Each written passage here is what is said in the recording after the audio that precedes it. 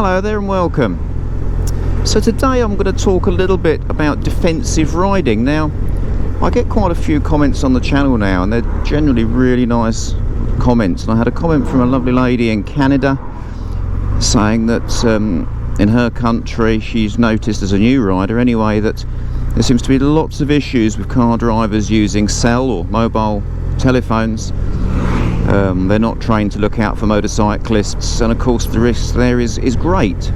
In the UK, of course, we still have people using handheld mobile devices even though it's against the law, and even on hands-free it can split the driver's concentration in a way that is very unhelpful for road use. That's why sometimes when I'm riding and talking I'll go quiet, because I need to focus exclusively on the task of riding on the road.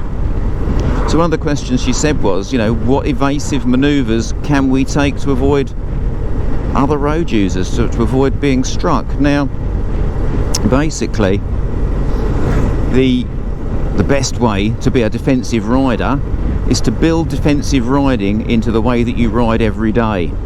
It's not what we would call a bolt-on extra. It has to be your style. And of course that starts with observational skills, because if you don't see the hazards you're not going to be able to react to them. And coming along from the observational skill itself, we then move on to the world of anticipation. Now, anticipation can be a difficult one for a new road user, because unless you're very used to seeing things, or you watch a lot of videos maybe, where do you get that baseline in your brain of knowing what to expect before it happens if you've got no experience of it? And this is one area where watching videos can be really advantageous to a newer rider or driver, come to that matter, because you can see lots of different things happening, and you can have a little debrief as well, and you can think, oh, I see, never guessed that on my own. But having seen it on film, it's excellent. Whereas in my day, before then, you gained your experience purely by what happened to you on the road and maybe a few stories told to you from other people.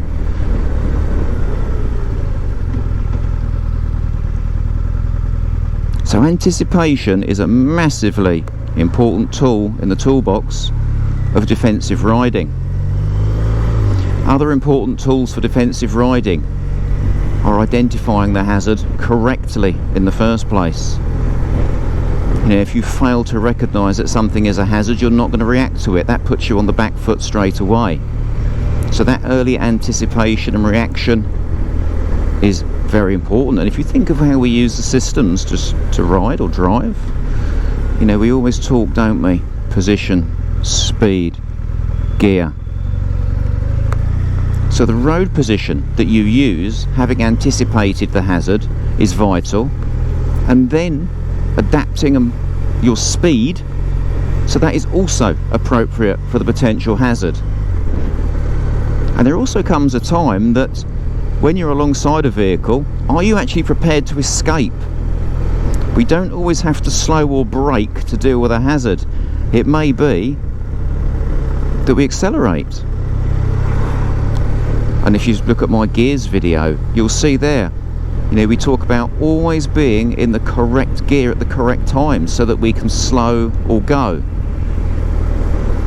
If you're in too high a gear and something develops and you can't stop, your only escape is to accelerate briskly and firmly away from the problem. If you're in the incorrect gear, you won't get that initial acceleration that you need.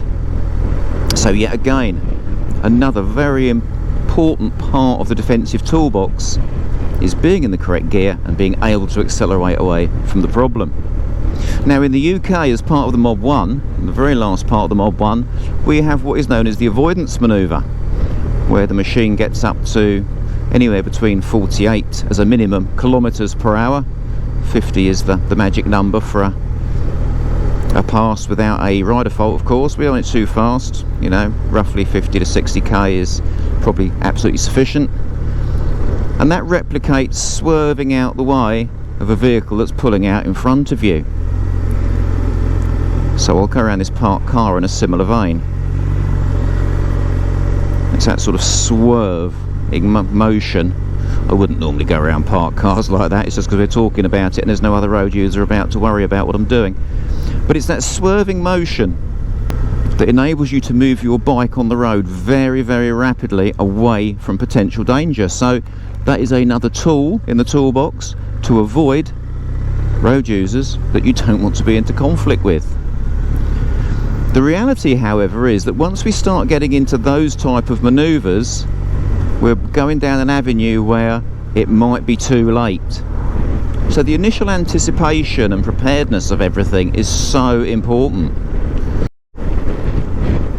So just before we reach town, this is an interesting scenario. You know, I was thinking earlier on back there, could I make any overtakes? Well, I can't. I'm sort of approaching a roundabout now. But when we think about defensive riding, we have a slow vehicle ahead and a traffic queue. If we're overtaking, our first point of defence is considering, if I want to overtake, surely someone else will. How about the van with no central rear view mirror? Has he seen me in his door mirror? Is he going to change his mind as I go onto this roundabout and come across my path? Is the vehicle behind going to push up too close behind me? So I need to get in front of that vehicle early, just in case. Now I've seen him in my mirrors peel off and go somewhere else, so I'm happy that the threat there has gone. It's lack of awareness that really compromises your personal safety.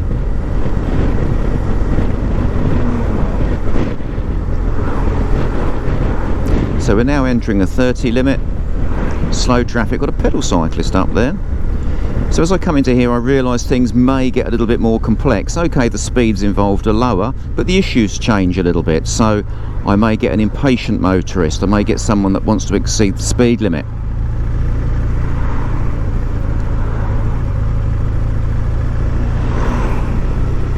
You know, we've got a solid white line in force here, so no one should be overtaking. You know, getting too close to a vehicle, that was a bad thing when it comes to defensive riding. It's like that cyclist, I'm keeping well away in case he swerves off the path. He could fall off the bike, you never know. I did it when I was a kid. So that constant space preservation around you is so vital. I often see motorcyclists really close to the bumper of the vehicle. You know, they don't move, they get quite close to dogs that are by the side of the road on a lead or even off of a lead. It's all potential that if it goes wrong, it's going to go wrong a lot quicker. Whereas if you have the space, you've got a chance to slow or go and escape. Time to think, time to react. One thing that my viewer was very concerned about was mobile phones. And we know that they do have a very bad effect. Now, being a former police officer, especially engaged in road policing or traffic duties back in the day, one of the skills that I was fortunate enough to develop, either whilst as an observer or a driver, is looking at driver behaviour, looking at what other road users were doing, because we had to, of course. We were looking for offences, we were looking for clues, you know. That same mentality is really useful to you as a motorcyclist, because if you're aware of what other road users are doing, you've got a much greater clue as to how they may or may not react. It's like we always used to say, you know, if there's one offence, you'll find several, because it goes to show the attitude, maybe. It's like as I come along here, you know, I am being aware. It's like this driver here. Now, is he going to race me away from the lights? He's got a sports car. That doesn't mean he will. It means not a lot in that respect, but he could. It's like I watch the cars coming through the lights and I'm watching the lights. So even when these lights change to green, I will not assume it's safe to go through the junction. I'm looking at the vehicles coming up, whether they are actually slowing and stopping.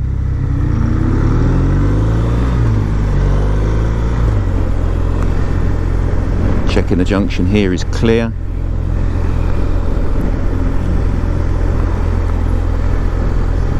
And of course, if you do spot someone on the phone, or maybe having a bit of an argument with the kids in the back of the car, or the car's, you know, drifting around in its lane a little bit, it doesn't appear steady. If you're not comfortable with that vehicle, it tells you something's wrong, and that puts you on alert, and you should not be getting too close to it, and you should be prepared to deal with the problem, and that way you're not going to go into evasive manoeuvring such as having to swerve or brake very, very firmly, because you're already ready for the problem.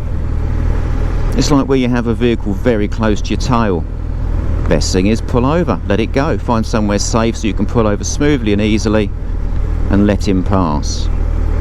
It's much better to see that car in the ditch further up the road than get him to knock you off your bike. I say him, could be a her as well, of course. And of course courtesy, you know, I'm going to start, I've got no choice, I've got nowhere to go, but I'm just being aware of that vehicle behind. So I won't get too close to the bus because I want a view of the road ahead and I want to see what's going on.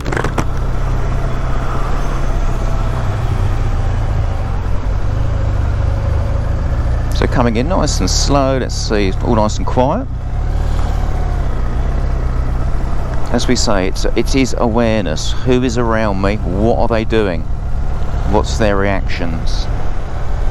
It's like I will try and pass the bus as promptly as possible because I don't like lingering in blind spots of other vehicles. A bus driver should be professional. There shouldn't be any issues with the bus driver, but there may be. We can't assume that there won't be.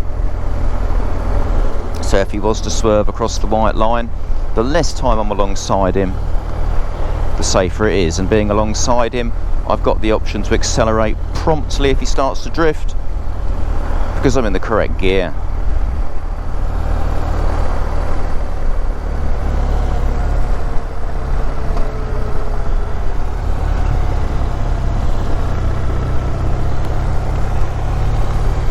And one of the big components of collisions on the road, you know, not just motorcycles, all classes of vehicles, is rushing.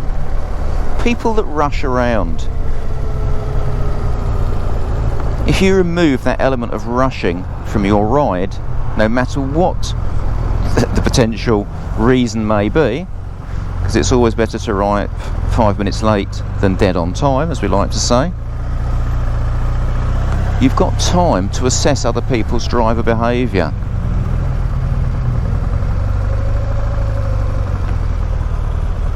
It's all about the ride, not the destination. See, that silver car's going to come across there, so I'm going to let them do that. You know, we often talk about eye contact. Just looking at that black one, is he coming across? No, he's going, that's lovely. You know, eye contact is great, and if you get an acknowledgement of your existence, your presence, that's lovely, because we can feel a lot more comfortable. But if you make eye contact with someone and they don't acknowledge you, it still doesn't mean that they've seen you. They may not have done. So we don't rely on that sort of thing. It's like this driver here, you know, they're looking over their shoulder. Are they lost? Are they waving to someone? They're quite engrossed in something other than driving anyway. Two bikes coming up on my left hand side.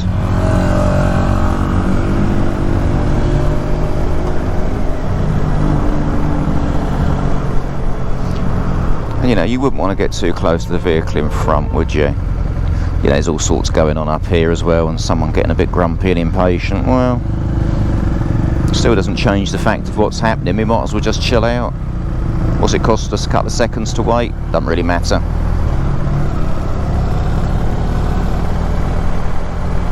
But we've got to be highly alert in town. Yeah, as I was saying earlier on, you know, I know the concern was mobile phones, but it isn't just mobile phones, it's anything that can be distracting. You know, some people have loud music on. Some people really get into their music, or they may be listening to a talk show or something on the radio and they get very engrossed in that. Might be having an argument with a passenger. The other thing is they may be under the influence of drink or drugs, and you can't always tell. And I think that's why it's so important you look at the way that vehicle is responding. Is it braking at the last minute? Is it very erratic in what it does? Is it driving too close to other vehicles? Is it swaying over the white line or towards the curb? We just don't want to put ourselves in the way of danger, and I know we can't always avoid it, but we've got to do our utmost to look for the clues and the signs. So, you know, in response to the initial question, what evasive manoeuvres can we do to keep away from these people? Evasive manoeuvres for me is when all else has failed. And when it comes to avoidance, you literally have swerving out the way, accelerating out the way, or braking firmly and getting the vehicle stopped. What choice other than that do you have? And the problems with swerving is that because you may be very consumed with the threat, immediate threat, you swerve your bike out the way and put yourself in the path of danger of another hazard which you've failed to see. So ultimately, keeping yourself in that lovely safe, sterile zone all the time and not having to resort to avoidance is the best way forwards. And it takes practice. And when we talk about practice, if you need to do these avoidance manoeuvres and if you need to do emergency braking or brisk acceleration, every now and then on your bike, go out to a nice quiet road and practice a bit more. Don't just do one or two, do several. Some people, for the last time they ever did an emergency stop was on their test. It's not good enough. We know that good, efficient emergency braking can stop a motorcycle very, very rapidly. But if you're not confident in your tyre grip and the way that your brakes work and the way that you can use those brakes, you'll never get the bike stopped as quickly as is possible. You need to be able to resort to any form of emergency response on your machine without thinking about it, and that does require practice, in the same way that learning to ride the thing in the first place required that constant practice and honing of the skill.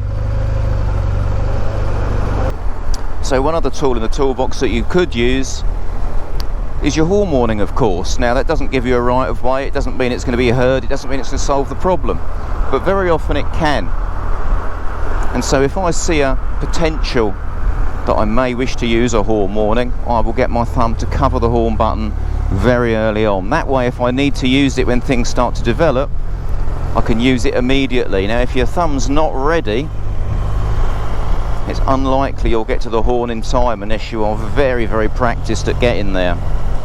So as with everything, anticipation, and it's anticipation of use of the controls to assist you.